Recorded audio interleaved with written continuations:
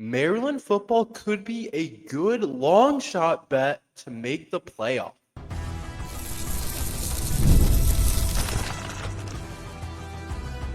You are Locked On Terps, your daily podcast on the Maryland Terps, part of the Locked On Podcast Network.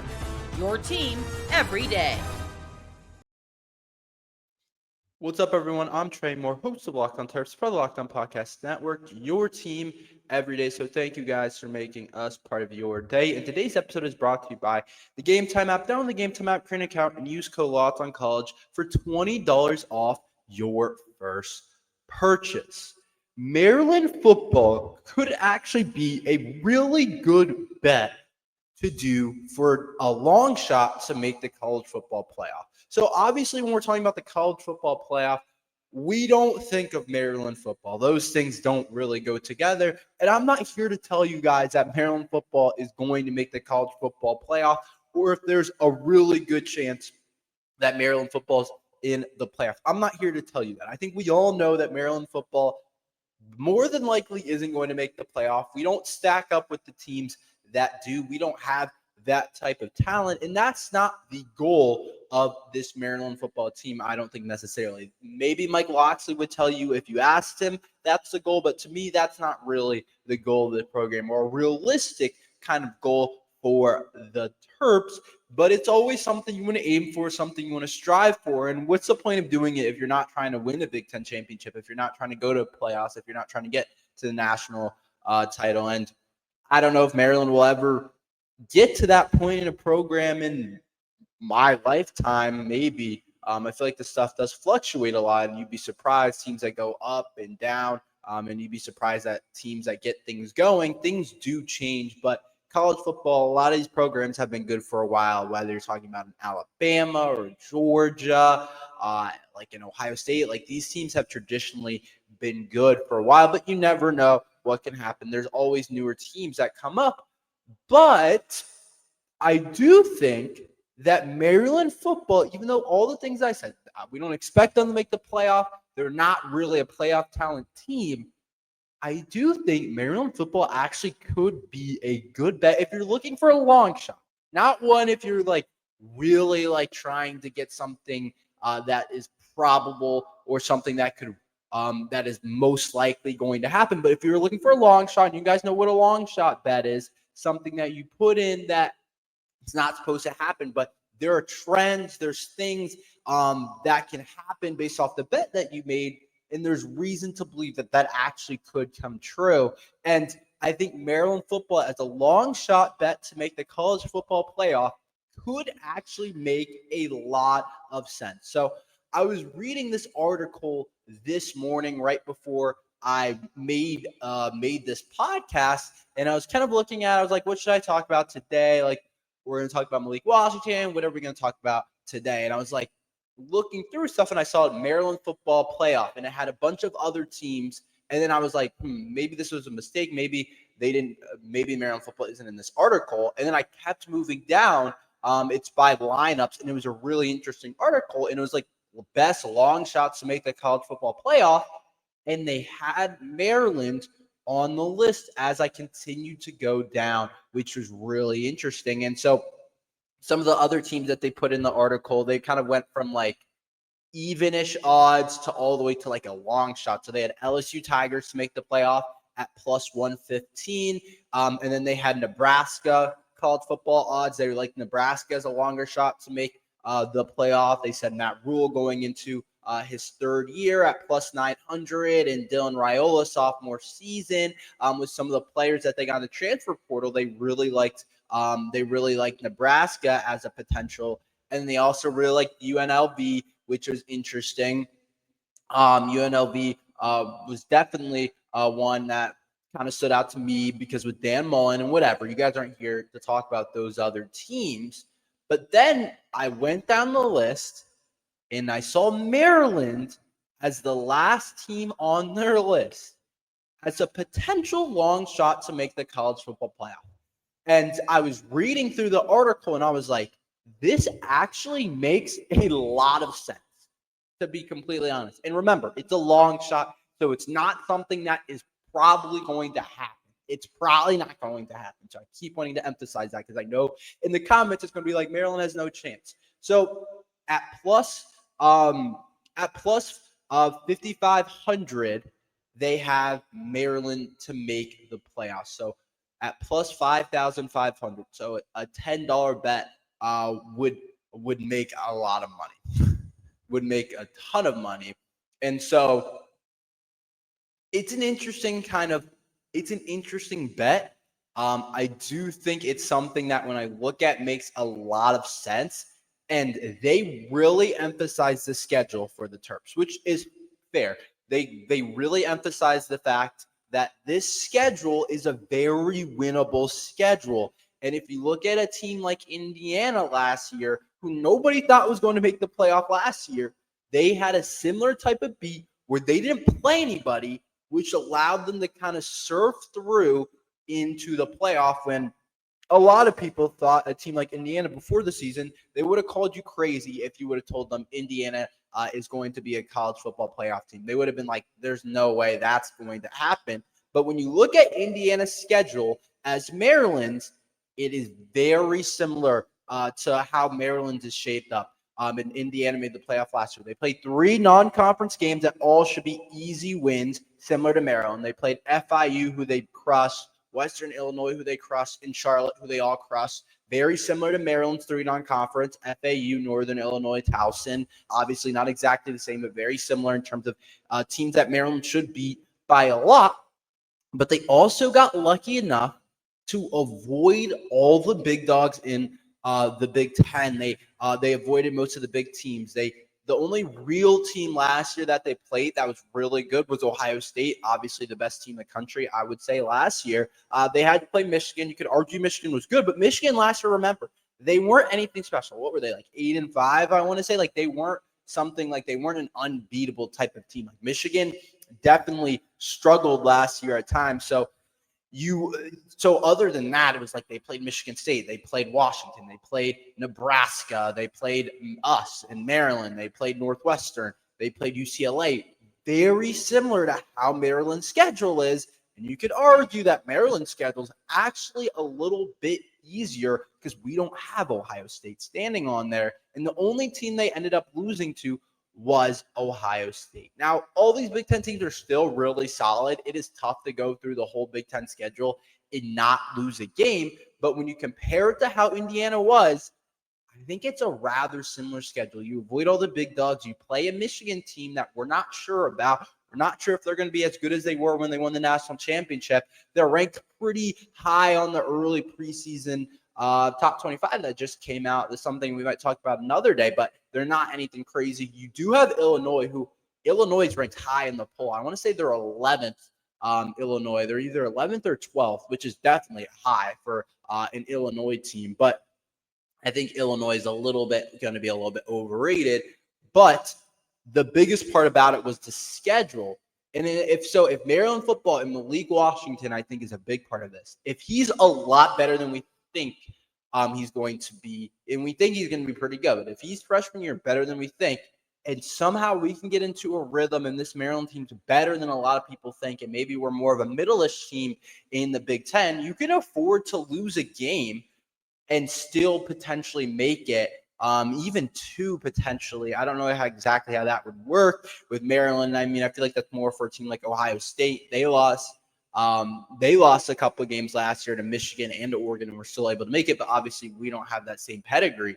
So again, I want to go back to it. I'm just trying to make a point. I'm not saying this is happening. It's still a long shot. I still don't think this Maryland team is amazing, but I do think that when you look at it, there is kind of a chance for it. So this is what the article says, just to quote it. It says the Terrapins avoid playing Oregon, Penn State, and Ohio State and have the luxury of hosting Michigan, Nebraska, Washington, and Indiana. Their toughest road tests are UCLA or Illinois, a team that many pundits believe is a dark horse contender in its own right. Moreover, Maryland's coach Mike Locksley made a coordinator change on both sides of the ball, bringing in Pep Hamilton and Ted. Both of them have NFL experience. A slew of notable transfers also entering the mix, including former 4-star corner Jamar Glasgow, who started 9 games at Wake Forest, piling up 33 total tackles, and four assisted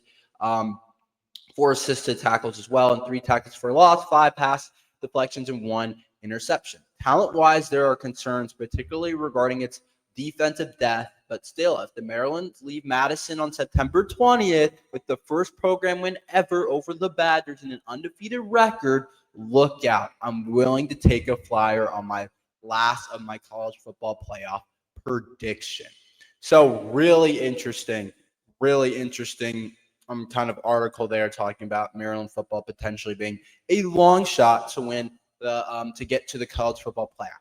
I know it sounds a little bit crazy, especially because our win total is sitting at sitting at 4.5? Like, you're like, come on. This is definitely something that we should be able to do. So it's just a thought. If you put in $10 bet, you would make $550. A $20 bet would make over $1,000. Obviously not something that is likely going to happen, but it is something that's interesting for the Terps. And I think a lot of people are looking at this Maryland team and are like, it's hard to kind of rate this team, to be honest, because we have the worst schedule in the Big Ten, but people are also saying that we're one of the worst teams in the Big Ten. So there's a couple things that would have to go well. One is Malik Washington would have to hit. I think Malik would have to be the starter, and he would have to have some pretty crazy freshman campaign for the Terps to be able to get there. I think our defense would have to play at a particularly really high level, and Jaleel Farouk and Octavian Smith would have to be all Big Ten types of receivers, and our offensive line would probably have to be decent. There's a world, though, where Maryland's a lot better than we think, and if they can pull out a couple games, a couple of close games against maybe like a Nebraska or Wisconsin or Indiana or UCLA, you never know what can happen. Certainly, there's been crazier things that have happened. So just an interesting article. It was really kind of cool to see that and to see somebody actually thinking that the Terps are a good bet to make. Let me know what you guys think. I'm not saying this is going to happen, but I'm saying if you really think about that schedule is the biggest thing, a lot of the Big Ten is going to beat themselves up. I think there's a real opportunity for Maryland to make some damage and maybe not to get to the playoff, but to be a 7-8 win team and get back to where we're supposed to be and to get Mike Locksley back on track. I do think there is an opportunity for the Terps to be able to do that. Let's talk about some Maryland defensive battles on the defensive side of things. How are the camp battles going? Who do I think is winning the battle / who are the battles? We'll talk about that next and my overall thoughts on that next.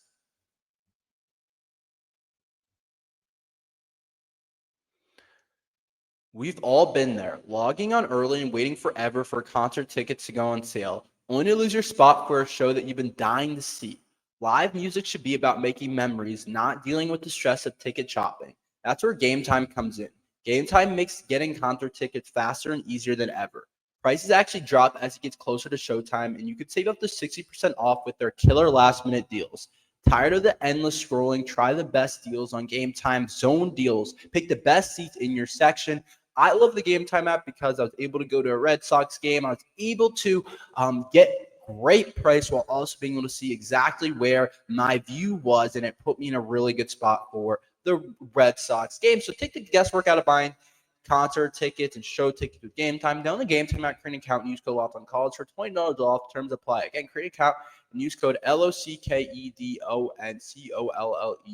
for $20 off. Download the Gametime app today. Last minute tickets, lowest price guaranteed. So let's talk a little bit about Maryland's defensive battles. I think there's a lot of battles going on the defensive side of things, and I kind of want to give my 2 cents on things. We'll start in the front end. I think there's a major battle going on the Maryland defensive line unit. Like, I still don't know anything about it, I feel like. There's a ton of bodies there, a lot of transfers, a couple guys that came back. I'm just like, I have no idea who's going to be like the starters. I have this vision that we're just going to rotate guys in and out and play a lot of different bodies. I think that's how it's going to go. But there's a lot of different players in that defensive line group. Specifically, I'm talking about the defensive tackle group. There's guys like Cam Rice, Dylan Fontes, Joel Starlings, Ian Thomas, Bryce Jenkins, the freshman, Cedric Smith, Dimitri Nichols. There's so many bodies, which excites me, honestly, because I think if we're rolling guys in and out and playing a ton of different guys, I like that. I like having some depth up there. I like being able to play a lot of different bodies, but it is absolutely a camp battle because no way those guys are all just playing evenly. And the transfers, Joel Starlings, Cam Rice, Ian Thomas, Cedric Smith, I think we're all trying to figure out who's kind of the guy in that group. Is there anyone that absolutely stands out? Like, is there any guy that's a Jordan Phillips type where it's like, okay, yeah, we want to rotate these guys in and out, but that guy's our starter. That guy, on third down, we need that guy in. On key run stops, we need that guy in. And I have no idea who that is. I'll tell you, I haven't really watched any of these guys, like besides the guys that have been at Maryland a little bit. I don't know much about these guys, and I don't think really anybody does. And I think Mike Loxley's trying to figure that out. I think that's the biggest camp battle because I think there's realistically 1, 2, 3, 4, 5, 6, like 7, about maybe like 6, 7, 8 of those guys that potentially could play up there. And it's like when you were talking about rotation, you probably want to rotate like 5, maybe 6 of them. So I think that's a really intriguing camp battle, is that defensive line unit. Totally expecting it to stop the run pretty well this year and be a lot better. But that's one that I'm really interested in. That could be really bad. I think like the edge and the outside linebacker spot is something that's really intriguing right now. You have young guys like Trey Reddick, who had a really good year last year. And then you have guys like Zahir Mathis, who's a freshman coming in that's really talented. Guys like DJ Samuels, who has done a pretty good job for the Terps. Sidney Stewart, the freshman, who apparently is making a lot of noise at Maryland camp. I think that's absolutely a battle, seeing who's kind of going to win that outside linebacker spot, who's playing well, who we're looking at there. I do think that that's something that the Terps are really looking at. That's going to be really big for Maryland football. That is really interesting battle between all those guys and seeing who's going to pop out there. But Sidney Stewart, a lot of people are saying, are potentially going to start. So that outside linebacker spot, I think is, I don't want to say it's up for grabs, but it is a little bit as well. Because I think it's like, okay, Trey Reddick played really well last year. I think was their best freshman. Sidney Stewart is coming in and really talented. Zahir Mathis is a 4-star, has length, has all the kind of tools that you want. DJ Samuels is going his junior year. He's been here for a little bit. There's other guys as well who's kind of going to be that guy in the group. And then you continue to the secondary. I think the secondary, the corner position is really interesting because you have 2 veteran guys that came in from the transfer portal that you feel really good about in Jamar Glasgow and Dante Joyner. But you have 2 rising sophomores, or I guess Braden Lee's technically a redshirt freshman, and Braden Lee and Kevin Humes that have also played last year a lot and were high-level recruits. And this is my thoughts. I am not really in favor of playing multiple guys in the corner room. I know Loxley's probably going to do it. I've never been a guy that likes doing that. At certain positions, I feel like you stick with your guys and you play those guys. Like, you don't need to rotate them in and out. You should have 2 best outside corners, and we should play those guys. That's how I felt often about the corner position. But we know Loxley last year rotated those guys in and out, and we got to see a lot of different bodies. I think part of it was guys weren't playing particularly well. But I do think Jamar Glasgow and Dante Joyner have that veteran type of experience where they have a leg up on Braden Lee and Kevin Humes. Braden Lee and Kevin Humes are really good. I think they're kind of next up for Maryland football. How do they come into the fold in this thing? Because Jamar Glasgow and Dante Joyner both have another year. So it's not like this is it for them. So I think that's a long-term battle where we probably could see some transfer action going on eventually in that room. But I like where that's at. I like the depth in that room. So I do think that's interesting. And then I think the safety room, we expect Jalen Husky and Le'Veon Scruggs to be the main guys. But Messiah Delhomme, the freshman, we know is talented. Shamar McIntosh, we know is good. The Gavin Edwards transfer, we know is a good player. Like, there's a lot going on in that safety room that potentially could come together as well. So that's interesting too. And then the defensive end spot. I think Neo Avery, Daniel Owens, D.D. Holmes, all guys that could potentially play. So there's a lot of different battles going on the defense. Basically, every position group, besides maybe like the inside linebacker spots, I feel good about Daniel Wingate and Michael Harris. But I also am like Keyshawn Flowers, Kiari James are also guys that are pretty good that potentially could play eventually. So I don't know exactly how it's going to go, but there are some really interesting battles.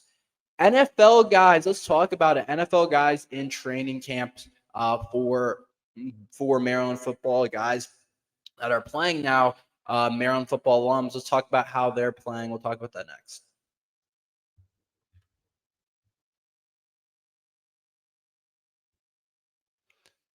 So there's been some really interesting action for Maryland football in terms of the preseason. I like to talk about this. Obviously, we're gearing up for a season, but I like to give these guys some kind of light and to make sure we keep up with them, especially the guys that are recent guys. So a few Terps played actually at a really high level. It sounds like Ruben Hippolyte made a really big impact his first game. I didn't watch it, but he had a team high 6 tackles and a tackle for loss. So that's exactly what Ruben Hippolyte needs to do as a draft pick.